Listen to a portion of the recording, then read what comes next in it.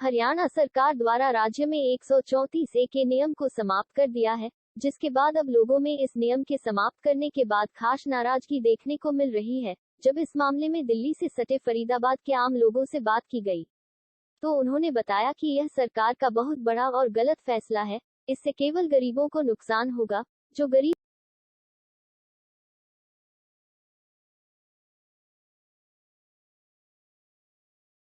सरासर गलत है। कुछ गरीब परिवार के बच्चे जो प्राइवेट स्कूल में पढ़ते थे, उनको इजाज़त नहीं है, तो सरकारी स्कूल में पढ़ने को मजबूर हो गए हैं। सरकार चाहती है गरीब का बच्चा गरीब ही रहे और आगे एजुकेशन ना ले पाए। कुछ महंगाई की मार से पहले ही गरीबी ज़्यादा झेल रहे हैं, अब वो बच्चे पढ़ाने पर मजबूर हो जाएंगे और सरकारी स्कूल में पढ़ाएंगे, सरकारी में पढ़ाने को मजबूर होंगे। तो ये नियम बिल्कुल ठीक है या गलत है? ये सरासर गलत है। इसी तो दिल्ली सरकार अच्छी है जो प्राइवेट स्कूलों को की बजाय सरकारी स्कूलों को प्राइवेट जैसा बना रही है। बहुत ही गलत है। कुछ गरीब परिवार के बच्चे जो प्राइवेट स्कूलों में पढ़ लेते थे, लेकिन अब सरकार ने इतना गलत कर दिया है कि वो अपने बच्चों को अब प्राइवेट स्कूलों में नहीं पढ़ा सकते।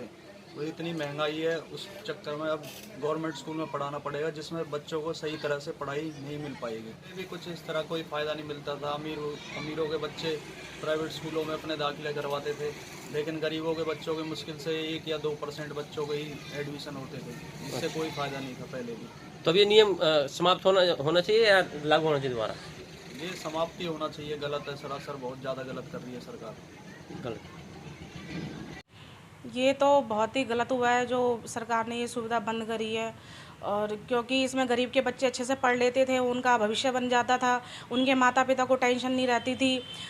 ने पहले जो किया बहुत अच्छा किया, और अब वैसे भी एडमिशन का टाइम चल रहा है, और एडमिशन के दौरान सरकार ने क्या कहती है सुविधाएं हटा दी। जो पढ़ा सकते हैं वो तो पढ़ा लेंगे, लेकिन जो नहीं पढ़ा सकते उनके बच्चे घर बैठेंगे, वही होगा। फिर बाल मजदूरी शुरू हो जाएगी। इसी वजह से क्या कहते हैं छोटे छोटे बच्चे काम पे निकल जाते हैं।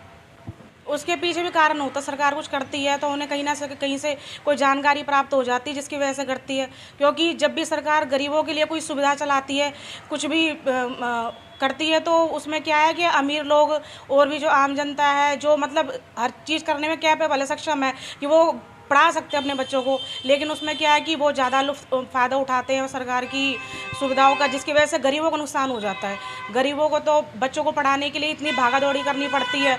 अगर सुविधा सरकार दे भी देती है तो उसमें इतने कागज़ बनवाना, ये करना, वो करना, भागा दौड़ी करना, क्योंकि सरकार की सुविधा का भी ऐसे कोई लाभ नहीं उठा पाता। अमीर लोग क्या, उनके पास जैक जुगाड़ पैसा बढ़िया होता है, तो उनके बच्चों का एडमिशन हो जाता है, उनका पहला एडमिशन हो जाता है बल्कि, लेकिन गरीब लोग पीछे ही रह जाते हैं, क्योंकि उनके पास ना इतना पैसा होता है, ना इतनी जानकारी होती है, ना वो इतने कागज बनवा पाते हैं जिससे कि सरकार की सुविधा का फ़ायदा उठा सके। गरीबों को तो खैर बहुत ज़्यादा दिक्कत आएगी, थोड़ी बहुत नहीं, क्योंकि क्या है, एजुकेशन, शिक्षा से ही हमारा भारत जिस नींव पे खड़ा है। हमारे बच्चे जब पढ़ते हैं, आगे बढ़ते हैं, तभी कोई डॉक्टर, कोई इंजीनियर, कोई नेता, कोई PM, कोई CM तभी बनते हैं। और जब शिक्षा ही नहीं होगी, और अक्सर आजकल देखा गया कि गरीब के बच्चे कुछ ना कुछ कर जाते हैं, लेकिन उनको शिक्षा ही नहीं मिल पाती जिससे आगे चलकर वो कुछ करें या कुछ बने। काफ़ी मार इस बार अब देखनी पड़ेगी। हाँ जी, बिल्कुल। जो गरीब के बच्चे और जिन्हें पढ़ने का मन होता है वो पढ़ नहीं पाएंगे, क्योंकि प्राइवेट स्कूलों में फ़ीस, वर्दी, ड्रेस, यूनिफॉर्म, कॉपी किताब के इतने खर्चे होते हैं जो गरीब लोग बिल्कुल कर ही नहीं पाते, जिसकी वजह से उनके बच्चे पढ़ नहीं पाते। सरकार के इस फैसले से कितने खुश हो आप? सरकार के इस फैसले से खैर खुशी क्या होगी, खुशी तो सर कुछ भी नहीं है, लेकिन ये है कि अगर सरकार ये 134 से दोबारा चालू कर देती है तो गरीब बच्चे उसमें पढ़ पाएंगे। अभी तो फिलहाल नुकसान ही नुकसान है। अब मेरा तो खैर प्रकार से सार्थक नहीं हो रहा। सबका साथ सबका विकास का तो उनका जो फॉर्मूला है वो बेबुनियाद है, और ऐसे लगता है जैसे बिल्कुल खोखला है। उसमें कोई भी सरकार का ऐसा ठोसपन नहीं नजर आता कि सरकार अपने किसी 24 सूत्रीय का मतलब जो कहते हैं कि भाई हम 20 सूत्री, कभी कहते हैं हम 30 सूत्री, कभी कहते हैं हम 24 सूत्री मतलब हम अपने नियम बना रहे हैं, कार्यक्रम कर रहे हैं, उन पे बिल्कुल भी खरी नहीं उतर रही है। तो जब वो राइट टू एजुकेशन तहत ही बच्चों के अधिकारों को छीन रही है, तो वो एजुकेशन को कहाँ से बल दे रही है?